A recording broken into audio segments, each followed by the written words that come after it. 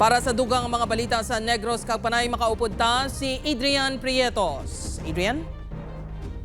Yes, Jert, mga kapuso, madamog gid nga salamat. 18 anyos nga estudyante, bawgin hold up sa duwa ka lalaki sa Bacolod City. Insidente na huli ka. Yaring balita nga gid sa tugan. Nagalakad sa dalan Yakal sa Barangay Villamonte ang babayi sang ginponduhan sa motorsiklo sakay ang duha ka lalaki.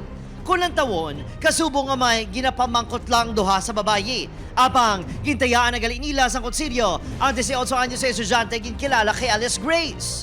Nagwa sa pagpangusisa sa kapulisan niya papauri ng biktima halin sa eskwelahan sang ginhold up. Na-hold po siya ng dalawang mga riding in tandem. Tinanong kung anong oras na, then yun na kinuha yung cellphone niya and at the same time yung bag niya. Sobrang madilim po kasi yung area kaya karoon ng opportunity. Nadakpan sa drug bypass operation sa Barangay 2 ang isa sa dua ka suspect na si Alice Nico, 32 anyos, taga Barangay Takuling. Na-recover sa iya ang 70,000 pesos kabalor sa suspect ng Cebu. Pina-verify naman ito namin sa biktima kung identify niya itong suspect. So yun, na-identify niya naman na yun po yung naging suspect. Wala na, naghatag sa mahayag sa news team ang biktima nga mapasakas ang reklamo nga theft batok sa mga suspect.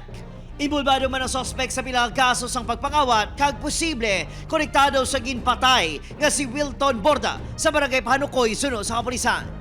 Ini siya isa sa mga masupog during referee hold up suspect ng Colon. Almost nagkalabiktima, in-identify ni siya na nag-hold up sa ila. Itong masakwan, upod sila sa mga instances no, nga may mga robbery hold up.